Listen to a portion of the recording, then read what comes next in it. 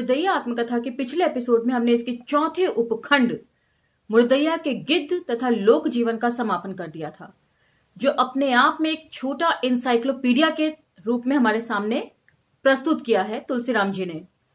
और इसमें अकाल के बाद लोक जीवन की खुशहाली का जिक्र है, जिसमें कई तरह के लोक नृत्य, वाद्य यंत्रों और लोक कलाकृतियों का जिक्र भरपूर किया गया है मुर्दैया के चौथे उपखंड में। और साथ ही किस तरीके से पढ़ाई के लिए घर से भाग जाने का जिक्र है और फिर दोबारा लौट कर आने का, लेकिन फिर भी घर के लोगों का रवैया उनकी पढ़ाई के प्रति बिल्कुल नहीं बदलता, उन्हें तरह तरह से ताने मारकर प्रताड़ित किया जाता है। तो ये उनके पारिवारिक स्तर पर हो रहे भेदभाव को भी दर्शाता है। और उसके साथ ही उनके मालिक की बेटी का किसी गलत फहमी और अफवाह के चलते कम उम्र में शादी हो जाना, और जिससे तुलसी राम जी खासे दुखी होते हैं, ये उनके स्त्रियों के प्रति वेदना को भी दिखाता है कि वे नारी शिक्षा के मत में थे शुरू से, कि इतनी जल्दी शादी कर दी, एक अफवाह की जांच पड़ताल करना तक कोई जरूरी नहीं समझता। और लड़की है तो इसीलिए उसकी फटाफट शादी कर दी जाती है 12 साल की छोटी सी उम्र में। वो लड़की रोते हुए यही कहती है कि मेरी पढ़ाई छूट गई, जिसका तुलसी राम जी को खासा दर्द होता है। तो ये मुर्दैया सद्भावना की बात को भी उजागर करती है उनके अंदर की। तो अब हम 5वें उपखंड की तरफ बढ़ते हैं। चलिए मेरे साथ। आभासी दुनिया के मेरे दोस्तों, शालिनी बोल रही हूं। जय भीम, हुल जौहार। 5वें उपखंड का विषय है भूतनिया नागिन। विषय जितना इंटरेस्टिंग है, इसमें आने वाले इंसिडेंट्स उतने ही इंटरेस्टिंग हैं। और यहां से मुर्दैया एक नया मोड़ लेती है। इसमें ऐसी ऐसी चीजों का जिक्र है जो आपने किसी और आत्मकथा में कभी नहीं सुनी होंगी। लोक जीवन यहां समाप्त होकर पारिवारिक स्तर पर, व्यक्तिगत स्तर पर परिवार का दखल, पारिवारिक स्तर पर समाज का दखल और सामाजिक स्तर पर राजनीति का दखल, और राजनीति के दखल से किस तरह व्यक्तिगत तौर पर हम इफेक्ट होते हैं, प्रभाव पड़ता है हमारे ऊपर, ये हमें पता भी नहीं चल पाता। उस चीज का बारीक और सूक्ष्म चित्रण अब यहां से शुरू होगा। बने रहिएगा हमारे साथ मुर्दैया के आगे आने वाले एपिसोड्स में भी। चलिए, जैसा कि हमारे गांव में एक नट परिवार रहता था जिसके मुखिया सूफी थे। यह नट परिवार इस्लाम धर्म को मानता था, किंतु कभी नमाज आदि नहीं पढ़ता था। उनका रहन सहन सब कुछ हिंदुओं जैसा था। यह परिवार सही मायनों में धर्मनिरपेक्षता का एक ज्वलंत मिसाल था। तो ऐसा कभी देखा सुना नहीं होगा कि एक मुस्लिम परिवार है लेकिन उनके तौर तरीके, रहन सहन सब कुछ हिंदुओं वाला है। ना तो वे नमाज पढ़ते हैं, पूजा पाठ भी करते थे, इस चीज का हालांकि यहां पर जिक्र नहीं है, लेकिन मैं इसे इसी तरीके से समझ लेती हूं कि वे सारे हिंदू त्योहार भी मनाते होंगे। यह परिवार सही मायनों में धर्मनिरपेक्षता की एक ज्वलंत मिसाल था। सूफी की बड़ी बेटी ललती, जिसे समस्त ग्रामवासी नटिनिया के नाम से पुकारते थे, वह मुझसे अंग्रेजी सीखने के लिए अति उत्सुक हो गई थी। वह पूर्ण रूपेण अनपढ़ थी, किंतु अंग्रेजी के विचित्र बोल ने उसे बेहद प्रभावित कर दिया था। नटिनिया अप्रतिम मोहक कर देने के साथ एक अत्यंत कुशल नर्तकी थी। उन दिनों दिन भर मजूरी करने के बाद दलित प्राय विभिन्न गांव में ढोल की थाप पर लोक गायन के साथ अपनी थकान मिटाया करते थे।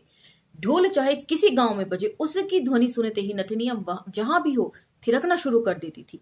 नाचना किसी से सीखा नहीं था, किंतु उसे देखते ही ऐसा लगता था कि मानो वे नाचने के लिए ही पैदा हुई हो। उसके अंग प्रत्यंग नृत्य कला के कलपुर्जे जैसे लगते थे। यहां तक कि संध्या होते ही मुर्दैया से चढ़कर लौटी आई भैंसों के बांव बांव वाली धुनों पर भी वे नृत्य की 2-4 छलांगे लगा लेती थी। जब हम मुर्दैया पर गोरू चराने जाते, नटनिया अपनी झोपड़ी से निकलकर हमारे बीच आ जाती और सबके साथ लखनी, ओलापाती तथा चिल्लैया चिल्लोर आदि सारे खेल खेलती। ये आपको याद ही होंगे इन खेलों का जिक्र 3रे उपखंड में। हुआ है कि किस प्रकार आम के पेड़ पर चढ़कर उसकी डाली फेंकी जाती थी और फिर बारी बारी से जो जीतता था वो डेन देता था और दूसरा बच्चा मतलब जो हारता था वो डेन देता था और जीतने वाला बच्चा आम के पेड़ पर चढ़ जाया करता था। और चिलैया चिलोर, मछरी के झोर, ये भी आपको याद ही होगा। इन सब के अंत में हम प्राय अपनी गोरू हाँकने वाली लाठियों को किसी मेड़ या झाड़ी में ओंठ गाकर दो सूखी लकड़ियों से लाठी पर नगाड़े की तरह बजाना शुरू कर देते थे, जिसके साथ ही शुरू हो जाती थी नटनिया की अनोखी नृत्य कला। शायद दुनिया की वे पहली ऐसी नर्तकी थी जो मेरे जैसे नौसिख हुए लट्ठ वादकों की लक्कड़ ध्वनि पर किसी शमशान में यूं ही नाचने लगती थी। कालांतर में नृत्य कला में उसकी स्वाभाविक सहजता नहीं उसे बदनामी का शिकार बना दिया।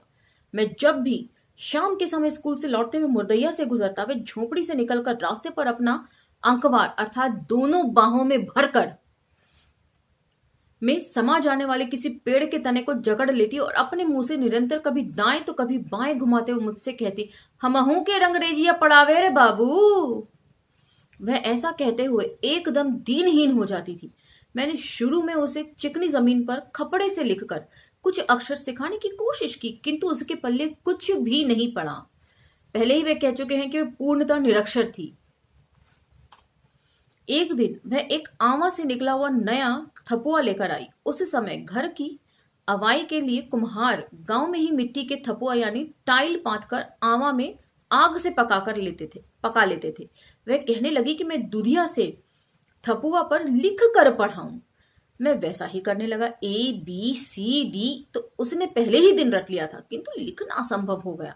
मैं उसके हाथ में दुधिया पकड़वा कर लिखवाता, किंतु जब वह स्वयं लिखती तो उसका हाथ कांपने लगता। शीघ्र ही उसके कांपते हाथ नाचने की मुद्रा में आ जाते। ये बेहद स्वाभाविक चित्रण है, जैसा कि अमूमन हम बच्चों को करते हैं। जब बच्चों को सिखाना होता है तो उनका हाथ पकड़कर कागज पे पेंसिल से हम लिखवाने की कोशिश करते हैं। बिल्कुल वैसा ही विवरण यहां पर है। वह मेरी विकट शिष्या थी। तमाम कोशिशों के बावजूद मैं उसे लिखना नहीं सिखा पाया। अब वह इस बात पर जिद करने लगी कि वह अंग्रेजी बोलना सीख जाए। उसने मुझे पहले अंग्रेजी अनुवाद पूछा। पिपरा पे गिद्धवा बैठल हउए। मैंने उसे बताया, vultures are sitting on peepal tree. यह वाक्य उसे इतना भाया कि उसने तुरंत रट लिया और यही वाक्य उसके जीवन का तकिया कलाम बन गया। वह जब भी मुझे देखती vultures are sitting on peepal tree से ही मेरा स्वागत करती। इतना ही नहीं, वह किसी अन्य से भी बातें करते समय इन्हीं जुमलों को दोहराती रहती थी। किंतु सबसे मजेदार बात यह थी कि वह जब भी उन गिद्धों वाले पीपल जो उसकी झोंपड़ी से मुश्किल से 100 कदम दूर था के पास होती तो जोर जोर से चिल्लाकर कहती, vultures are sitting on peepal tree, sitting on peepal tree. Natiniya की विचित्र बोली शैली में बोले जाने वाले इस वाक्य ने शीघ्र ही गांव में कौतूहल के साथ कोहराम मचा दिया। जाहिर सी बात है, जब तुलसी राम जी पढ़े लिखे होने के बावजूद अंग्रेजी के वाक्य बोलते थे तो उनकी दादी डर जाया करती थी। कुछ लोग हालांकि उनसे अंग्रेजी के वाक्य सीखने में इंटरेस्टेड रहते थे, लेकिन उसके बावजूद भी लोग का मानना था कि ज्यादा पढ़ने से लोग पागल हो जाते हैं। अंग्रेजी बोलने वाले लोगों को पागल भी समझा जाता था। तो इसीलिए, हालांकि इसमें विरोधाभास है, उनकी दादी जो है वो उनको हमेशा यही कहती थी कि खूब पढ़ लिख के रंगरेज जैसन बन ले। तो इसके बावजूद भी जब वे अंग्रेजी बोलते थे तो ये भी कहती थी कि हमेशा अंडबंडी बकता है। तो विरोधाभास भी साथ साथ वो लेकर चल रहे हैं इसमें। तो जाहिर सी बात है, जो अनपढ़ है और वे अंग्रेजी बोलेंगे तो कोई भी इंसान यही समझेगा कि अपने साथ साथ दूसरों को भी ये पागल कर रहे हैं तुलसीराम जी। तो उसी चीज का एक बेहद रोचक जिक्र अब आगे है। नटिनिया की विचित्र बोली शैली में बोले जाने वाले इस वाक्य ने शीघ्र ही गांव में कौतूहल के साथ कोहराम मचा दिया। मेरे घर वाले मुझे कहने लगे, ईता वारिया निकरी गयल, अर्थात ये आवारा ही हो गया। मेरे लिए ये नई मुसीबत थी। वह हमेशा उसी स्वाभाविक मुद्रा में किसी पेड़ को अंकवार में भरकर दाएं से बाएं मुंह फेरते हुए मेरा रास्ता रोक लेती और आगे कुछ भी सिखाने की विनती करती। मैंने उसे अनेक छोटे छोटे वाक्यों वाला अनुवाद सिखाया, किंतु गिद्धों वाला वाक्य उस पीपल के पेड़ से उतरकर उसके मस्तिष्क में हमेशा के लिए छा गया था। बात की बात में मैं उसी को दोहराती उसके द्वारा बार बार दोहराए जाने वाले इस वाक्य ने मुझे दलित बस्ती का सबसे बड़ा आवारा बना दिया था। उस समय मैं अभी 7वीं में ही पढ़ रहा था, फिर भी कोई मुझे से कुछ सीखना चाहता तो मैं उसे बहुत मानने लगता था तथा शिक्षा में तल्लीन हो जाता था। किंतु पारंपरिक ग्रामीण समझ में यदि दो पात्र कहीं बात करते हुए भी दिख जाएं, तो कल्पना की उड़ान उन तमाम अंधेरे गलियारों से होते हुए झाड़ झंकारों तक समा जाती थी। और हमारे गांव में तो पूरा एक घना जंगल ही था। जैसे हम अमूमन बोलते हैं कि तिल का ताड़ बना देना, छोटी सी बात का बतंगड़ बना देना। और यहां पर तो तुलसी राम जी कह रहे हैं कि तिल का ताड़ तो क्या ही बनता, यहां तो ताड़ ही ताड़ थे, तो सोचिए कितनी ताड़ी बनी होगी। अतः ऐसी काल्पनिक उड़ानों के बाद यह स्वाभाविक रंगमंच था। कुल मिलाकर मैं अत्यंत तनावग्रस्त रहने लगा। यहां हालांकि व्यंग्य तो है, लेकिन उसके साथ साथ अपनी वेदना भी उनकी छुपी हुई है। इसी बीच एक दिन मैं स्कूल से शाम को वापस आ रहा था। अचानक देखा कि मुर्दैया के पास एक झाड़ी से होकर नटिनिया चिल्लाते हुए बेतहाशा भाग रही थी। मुझे देखकर उसने सांप सांप चिल्लाया। तब तक वहां कुछ चरवाहे आ गए। मैं एक बच्चे की लाठी लेकर सांप के पीछे दौड़ा। उस बगल के धान के खेत में मेड़ के किनारे किनारे चलने लगा। खेत में पानी भरा हुआ था। मैंने सोचा कि ये पानी वाला सांप डोड़हा होगा। डोड़हा विषहीन होता है, लेकिन इसलिए ग्रामीण बच्चे इससे नहीं डरते। मैंने हुड़हा के चक्कर में पेड़ से सटकर भागते हुए सांप को एक लाठी मारी। वह तुरंत खड़ा होकर बड़ा फण फैलाकर मेरी तरफ काटने के लिए मुड़ा। मैं थरथराते हुए लाठी से बगल से प्रहार करके सांप को पानी में गिराकर अंधाधुन लाठी चलाता रहा। मतलब उन्हें लगा कि ये विषहीन सांप है, लेकिन वह फन वाला यानी कि नाग निकला।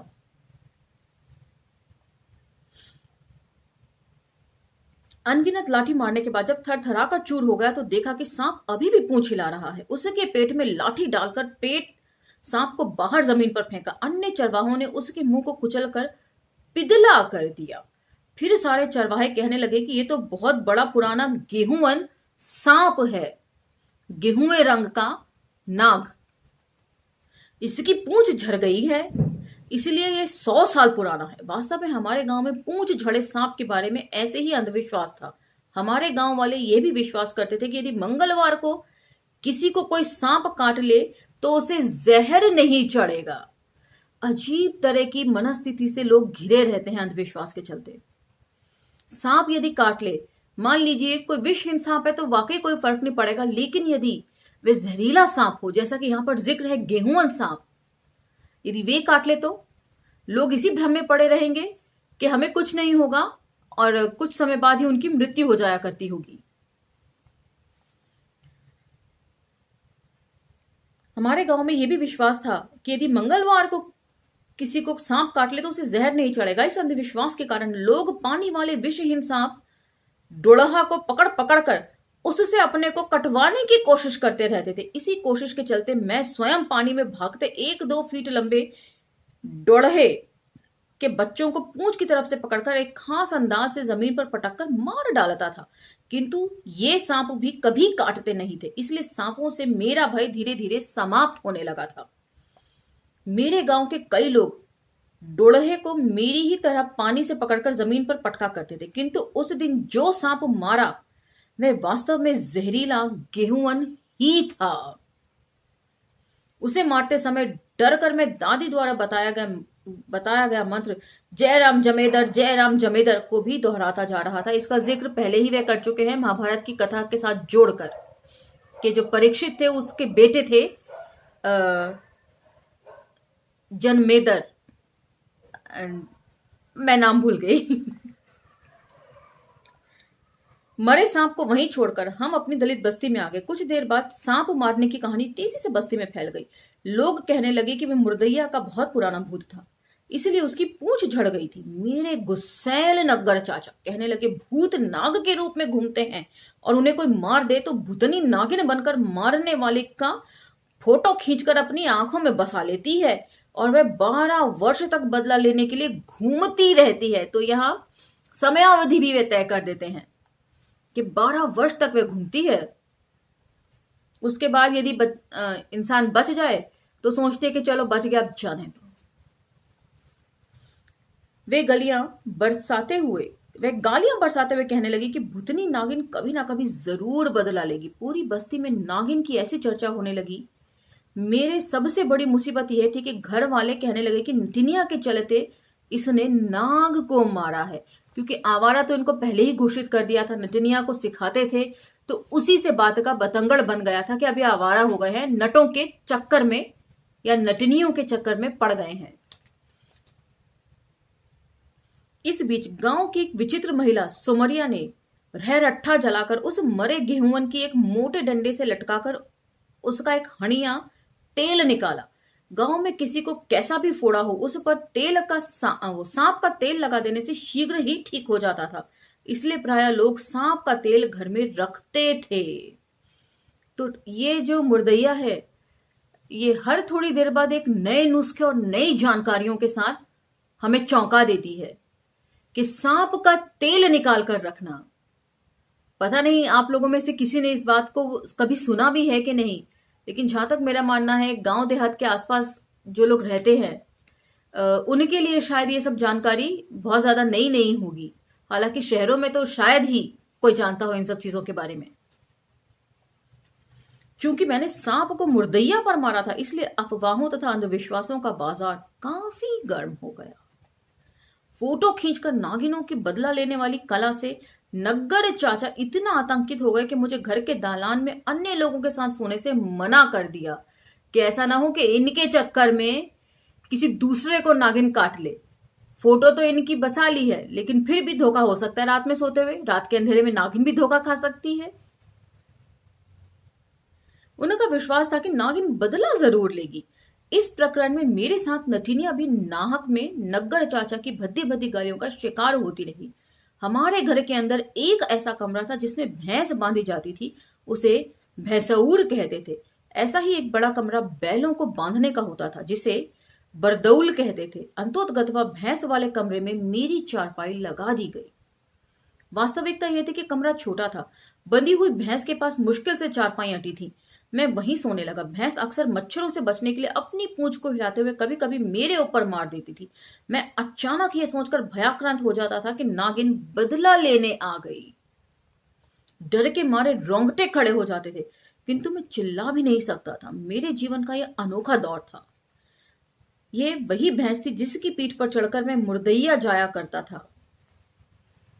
वह किसी मानव की अपेक्षा मुझसे ज्यादा घुली मिली रहती थी। सवेरा होते हुए प्राय चारपाई से बाहर लटकी मेरी बाह को फूं फूं करके चाटने लगती थी। संभवतः मुझे जगाने का उसका यही अंदाज था। इस संदर्भ में याद आती है तरवा गांव की मेरी चचेरी मामी धनवंती। उनके बेटे लखन का गौना हो गया था, किंतु उनकी पत्नी मोटी थी, इसलिए वे उसे विदा कराने नहीं जाता था।